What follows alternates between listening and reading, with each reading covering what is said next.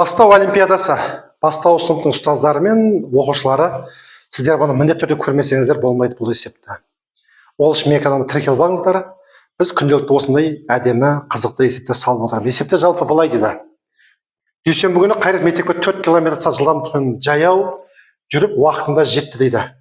Сейсенбі күні ол 10 км жылдамдығымен электр самокатпен барып, сабақ басталғанға дейін 3 минут ерте жетті дейді. Егер сәрсенбі күні ол 2 км жылдамдықпен баяу жүріп баратын болса, неше минутқа кешігеді дейді. Бұл есепті шығару үшін сәл логиканы қосамыз.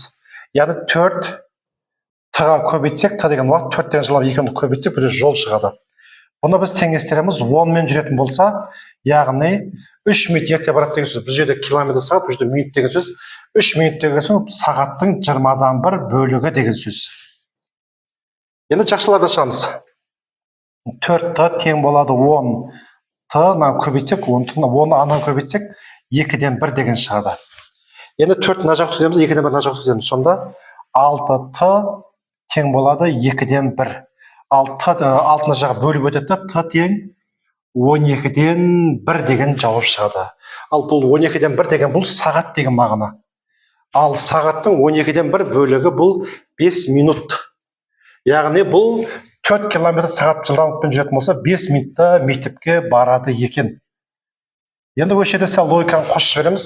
Ол 2 километрмен баратын болса, ол 10 минутта барады деген сөз. Сонда бұл 5 минутта жолдың жартысына дейін барады. Сонда қалған 5 минут ол мектепке кешігеді деген сөз. Бұл жердегі жауап 5 минут. Бұның жауабы 5 минутқа мектепке кешігеді.